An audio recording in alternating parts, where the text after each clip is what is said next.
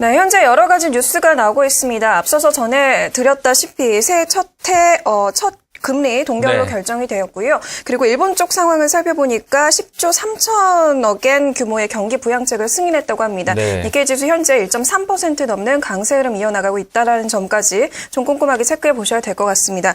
자, 이렇게 여러 가지 이슈와 뉴스 살펴가면서 대응 전략을 세우셔야 될 것 같은데요. 저희가 도와드릴게요. 이슈 앤 뉴스, 먼저 오늘 장에서 화두가 될 만한 이슈 화면을 통해서 만나보시죠. 간밤 뉴욕 증시는 상승세로 장을 마쳤습니다. 중국의 수출 지표가 예상을 웃돈 가운데 유로존 경제에 대한 낙관론이 나오면서 매수세를 부추겼습니다. 특히 S&P 500 지수가 5년 내 최고치를 경신하는 기록을 세웠습니다. 세계 최대 산유국 사우디아라비아가 산유량을 연중 최저 수준으로 줄였습니다. 미국의 원유 증산과 경기 침체로 인한 석유 수요 감소에 따른 조치입니다. 파이낸셜 타임스는 사우디아라비아의 11월 산유량은 평균 950만 배럴로 연중 최저를 기록했다고 보도했습니다. 기록적인 한파가 이어지면서 관련 제품 수요가 증가함에 따라 유통업체와 의료업체의 지난해 4분기 실적이 한파 수혜를 입었다는 분석이 나왔습니다. 메리츠종금증권은 지난해 11월과 12월 한파에 따른 방한용품 수요 증가로 유통업체의 4분기 실적이 크게 늘어났다고 분석했습니다. 삼성증권은 10일 지난해 4분기 실적 모멘텀이 기대되는 업종으로 의약품, 전기전자, 음식료 등을 제시했습니다. 이 중 특히 음식료 업종은 곡물 가격 하향 안정화와 환율 하락세 등 우호적인 매크로 환경으로 인해 양호한 실적 개선세를 예상했습니다. 네, 이슈 뉴스 오늘은 오진투자 컨설팅 이성규 팀장과 다양한 얘기 나눠보겠습니다. 팀장님 안녕하세요. 네, 안녕하세요. 네, 반갑습니다. 간밤 뉴욕 증시 상승 마감에 성공을 했네요. 그 전날에는 알코아 실적에 좀 화답을 하더니 어제는 중국과 유로존 경기 회복 신호에 좀 화답을 한 것 같아요. 글로벌 증시 동향 어떻게 분석하고 계신가요? 네, 일단 어제 그 다우지수, 그러니까 우리 그 뉴욕 증시 장을 보게 되면 일단은 금융하고 그리고 원자재주들이 굉장히 강세가 이루어졌었습니다. 근데 그런 점들을 봐봤을 때 최근에 들어서 이 미국 경제가 조금씩 회복하고 있는 국면이죠. 근데 그런 회복 국면에서 초기 국면에서 원래 강세가 나타나는 업종들이 바로 어제 나타났었던 금융이나 제주들이 강세가 된다라고 이렇게 볼 수가 있겠습니다. 그래서 그런 점들을 동반적으로 봤을 때 확실히 미국이 경기가 살아나고 있다라는 점, 특히나 금융주들 같은 경우는 이 건설업종과 그리고 건설과 그리고 주택 경기와 굉장히 맞물리는 경향들이 있기 때문에 일단 그런 부분들이 좀 미국 경제 회복에 가시화 된다라고 보고 있고요. 상당히 중요한 것은 이제 S&P가 5년 내 최고를 돌파를 하게 되면서 일단 추가적 상승에 대한 기대감들이 상당히 많이 쏠리고 있는 상황입니다. 그러면서 어제 다우지수 같은 경우는 0.6% 상승하는 그런 모습을 보였습니다. 근데 어제장 우리나라가 이제 옵션 만기일이었죠. 근데 옵션 만기일이 일단 지나면서 그런 부담들은 해소가 됐고 그런 점들을 봤을 때 미국장과 이렇게 동조화 현상들이 이루어진다고 한다면 우리나라도 단기적인 추가 상승세는 역시나 가능하지 않을까 그렇게 생각하고 있습니다. 하지만 역시나 많은 우려감들이 계속적으로 이렇게 노출이 되고 있는 것은 바로 이제 프로그램 매수 차익 잔고 때문인데요. 오늘도 그런 여파가 있는지 추가적으로 상승을 하지 못하고 우리나라장 오히려 옵션 만기일이 지난 이후에 추가적으로 좀 조정을 보이는 양상을 좀 이렇게 나오고 있습니다. 근데 그뿐만이 아니라 물론 그런 실적이라든지 낙관론이라든지 이런 것들이 나오곤 있긴 하지만 여전히 그 미국의 정부의 그 재정 이슈 문제는 계속해서 진행형이라고 이렇게 보시면 되겠고요. 그렇기 때문에 그런 점들과 그리고 그 실적 추정치 자체가 일종의 말하면 그 이전에 너무 높게 잡혀 있었기 때문에 그런 것들이 하향 조정치로 들어가겠을 때는 역시나 증시 자체의 가파른 상승세는 부담이 되지 않나 그렇게 생각을 하고 있습니다. 그래서 우리가 그런 점들을 좀 봤을 때 일단은 미국 경기의 회복이라는 것이 우리나라 증시에 연관성이 많기 때문에 상당히 좀 이렇게 기대감들이 큰 상황이지만 실제적으로 지금의 경기 회복이 빠르게 이루어지고 있는 것은 바로 이제 중국이 아닌가 그렇게 생각하고 있고요.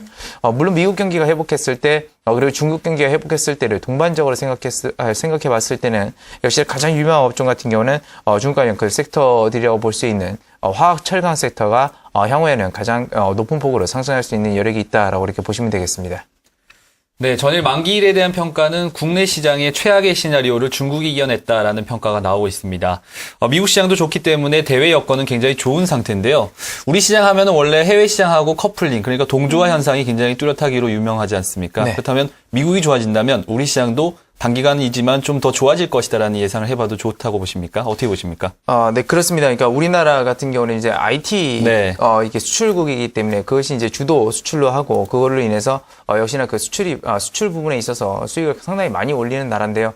이제 그러다 보니까 미국의 경기 회복 자체에서 어떤 섹터가 가장 각광을 받냐라고 했을 때 역시나 그 IT 섹터가 맞긴 했습니다. 근데 역사적으로 보게 되면 미국이 경기 회복을 하는 시점이라든지 그런 시점은 항상 이 부동산 시장이 굉장히 크게 활발한 거래가 이루어지고 그만큼 부동산 경기가 좋아졌을 시기가 가장 미국 시장이 이제 좋았다라고 이렇게 보시면 되겠고요. 그런 것들은 뭐 그 이전에 나와서도 말씀을 드렸지만 이 건설업 자체가 원래 일자리 창출을 많이 하기 때문에 그만큼 소비 수요도 많다라는 얘기가 됩니다. 그래서 첫 번째로는 앞전에 잠깐 언급을 해드렸는데 바로 이제 건설 섹터와 연관된 금융 섹터가 바로 이제 각광을 받을 수 있다라고 보고 있고요. 물론 미국의 그 부동산 경기 회복이 우리나라의 건설 섹터와 무슨 그렇게 큰 연관이 있냐라고 이렇게 질문하시는 분들도 상당히 많이 계십니다. 근데 그런 것들은 건설 경기라는 것은 전체적으로 맞물려 돌아가는 경향들이 있고요. 직접적인 그런 어떤 수혜라기보다는 네. 우리나라 건설이라든지 뭐 중동에 진출한 그런 부분들에서 건설이 좋아지기 때문에 그 여파로 인해서 금융 섹터가 좋아진다라고 이렇게 보시면 되겠습니다. 네, 미국 경기 회복과 더불어서 좀 크게 보자면 IT 네. 섹터의 회복, 부활과 더불어 그리고 부동산 경기 회복과 함께 건설업종, 금융업종의 또 상승세가 나타날 수도 있다라는 분석까지 들어봤습니다. 업종 선택하실 때 좀 참고해 보셨으면 좋겠네요. 자, 간밤에 또 하나 체크해봐야 될 이슈가 바로 국제유가입니다. 네. 국제유가가 간밤 4개월 내 최고치를 기록했다고 하는데요. 팀장님 우선 유가 반등 배경 짚어보고요. 그리고 향후 전망까지 함께 제시해 주시죠. 네, 유가 자체로 놓고 보게 되면 그동안은 워낙에 그 대체 에너지 부분에 대해서 미국 정부도 상당히 많이 신경을 써왔고요. 그리고 유럽도 신경을 많이 써왔습니다. 하지만 유럽의 재정 위기 자체가 그렇게 생산량을 늘리지 못하면서 그런 것들 대체 에너지를 충족시키지 못한 경향들이 있었는데 그런 유가가 최근에 상승하지 못했던 배경 중에 하나는 바로 이제 셰일가스다라고 이렇게 네. 볼 수가 있겠죠. 그만큼 에너지원에 대해서는 상당히 민감한 나라가 바로 이제 미국이다라고 이렇게 보시면 되겠습니다. 그래서 그런 부분들이 있었는데 그러다 보니까 유가가 상대적으로 못 올라가죠. 그러면 중동 지역 같은 경우는 말 그대로 그런 원유들을 팔아서 수익을 가장 크게 보는 나라인데 거기도 말 그대로 그런 상황들이 계속해서 이어지게 됐을 때는 안 좋을 가능성이 굉장히 높습니다. 그런 것도 있고, 최근에 뭐 중국이라든지 아니면은, 미국이라든지 유럽도 조금씩 회복 기조가 좀 보이고 있기 때문에 그런 부분들이 일어났을 때 먼저 선반영하는 것이 바로 에너지원들이다라고 이렇게 보시면 되겠는데요. 그런 부분에서도 가장 민감하게 그리고 가장 먼저 반응하는 것이 바로 이제 원유입니다. 그만큼 지수와 연동성도 유가가 상당히 높다라고 이렇게 보시면 되겠고, 그래서 이것이 그렇게 그런 상황으로 맞물려 돌아가고 있는데. 사우디 측에서는 당연히 그런 부분들에 대해서는 별로 반대로 안 좋습니다. 그러니까 전 세계적으로 봤을 때 유가가 낮으면 당연히 산업 생산을 하는 데 있어도 부담이 없기 때문에 그런 점들은 좋을 수 있겠지만 중동 지역에 있는 나라들은 그것이 안 좋겠죠. 그러다 보니까 이제 사우디가 원유 감산을 했습니다. 그러면서 그 추세를 계속해서 이어가는 경향이다라고 이렇게 보시면 되겠고요. 그래서 유가 같은 경우는 일단은 감산 소식이 나왔기 때문에 추가적 반등이 있을 가능성이 굉장히 높다라는 점 말씀드리겠고, 경기 회복세와 이게 맞물리고 있는 상태이기 때문에 단기적 강세장도 좀 예상해 볼 수 있겠다라고 보시면 되겠습니다. 이제 그런 부분들에서 가장 크게 미칠 수 있는 것은 아무래도 그 정제 마진이 먼저 가장 크게 미치게 되죠. 그래서 이 정유주들이 정제 마진 개선에 힘입어서 추가적으로 실적 개선이 이어질 가능성이 상당히 높습니다. 뭐 오늘 장 같은 경우는 장이 부진한지 일단 정유주들이 장 초반에 상승세를 보이다가 하락선언을 하는 그런 모습들은 좀 보이고 있는 상황이고요.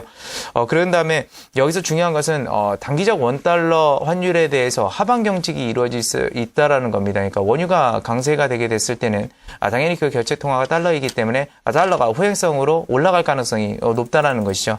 그런 것들이 우리나라 같은 경우 최근에 들어서 이 원달러 환율이 급격히 하락하면서 이 수출주들에 대해서 특히나 중소기업 수출주들에 대해서 상당히 우려감들이 많았는데 그런 부분들이 약간의 속도 조절에 있어서는 긍정적인 측면이다. 그래서 지금 측면 오늘 장도 하락하고 이 정유주들이 약간 부진한 모습들이나 화학주들이 이 부진한 모습이 그렇게 안 좋은 모습은 아니다. 그래서 속도 조절을 해가는 측면이다라고 이렇게 보시면 되겠습니다. 그래서 그런 것들도 있는데 일단 그런 유가 감산이나 이런 부분들도 있지만 회복 국면으로 전체적으로 봤을 때는 정유주나 이런 것도 굉장히 유망하지만 역시나 기계 섹터들이 좀 강하지 않을까 생각하고 있습니다. 그것도 역시나 중국 경기에 맞물리는 것이죠. 그래서 대표적인 주식이 바로 이제 두산그룹주들이라고 볼 수 있겠는데 특히나 기가주에서 오늘 두산인프라코어가 3.7% 정도 급등을 하는 모습이 나오고 있습니다. 그래서 이런 점들을 봤을 때 기계주들이 좀 이렇게 향후에 좋아질 가능성이 높다라고 이렇게